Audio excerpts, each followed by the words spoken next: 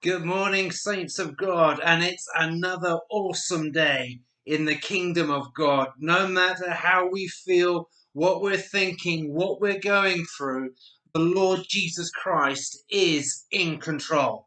He is ruling and reigning. We have such an incredible good God that we are so blessed to serve each and every day. I know for some it's early in the morning, so let's begin with our scripture verse this morning. And it's 2 Corinthians chapter 1 verse 4, and it reads as follows: In all our tribulations, that we may be able to comfort those who are in trouble with the comfort with which we ourselves are comforted by God. You know, this is awesome. We have a heavenly Father, a Father who comforts us, who looks after us. You know, and here we're seeing Paul's pastoral heart for the church. And it's a time of tribulation. And tribulations here can mean persecution, it can mean affliction or distress. But tribulations, it can also mean pressure.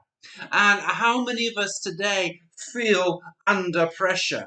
I mean, there's a lot of pressure, I know, in a lot of churches to be opening up, but we've got to open up in the right way and make sure we don't cross contaminate everybody.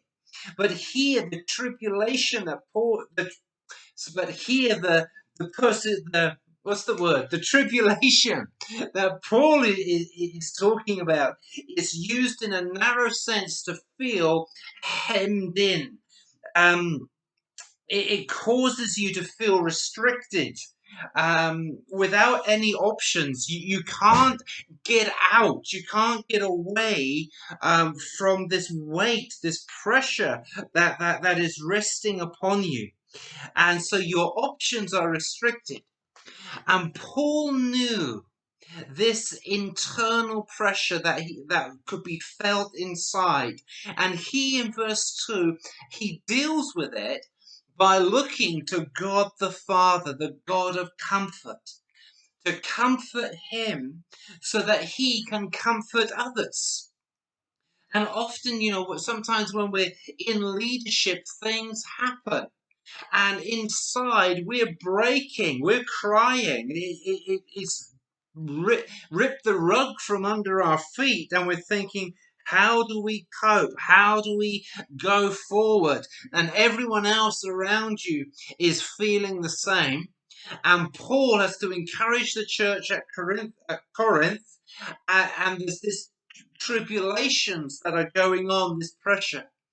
So Paul, he goes to God the Father. He has learnt, he has disciplined himself to press into that place of prayer, to receive the grace and the mercy from our God up above. And this grace that God gives, it's an ability to. Yes, you feel pain, you identify with what's going on, but you know the Lord is working in it and He is leading you through. And sometimes all we can do is weep with those who weep, and we laugh with those who laugh. But Paul here as well, he knows that God has comforted him, and that's Paul's source of strength. He doesn't hit the bottle, he doesn't go to the drink. He doesn't go to pornography. He doesn't go to recreational drugs. He goes to God the Father, and he acknowledges what is going on. There's pressure, there's tribulation, and he receives strength from our Heavenly Father. And out of that, Paul could minister to others, strengthen and encourage others who are under pressure, going through tribulation. Paul knew all he could do was point others to Jesus. And Jesus' comfort, Jesus' help, Jesus' rescue, Jesus' peace is the answer when we are under pressure. Let us pray. Heavenly Father, we thank you that you are a God of grace and a God of mercy. Everything that is causing us turmoil in our minds, turning our insides and our heart upside down, we lay it before you. Lord, we would speak peace into the storms of pressure and complexity and the issues of life. Lord, bring your peace into those areas, we pray. Comfort us so we may comfort others, and bless and strengthen others in the name of Jesus by our testimonies and by drawing close to you.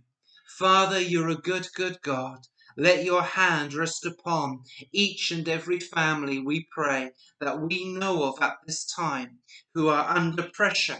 In Jesus' name, amen. And may the Lord bless you, and may he continue to be with you as you go through this weekend. Amen.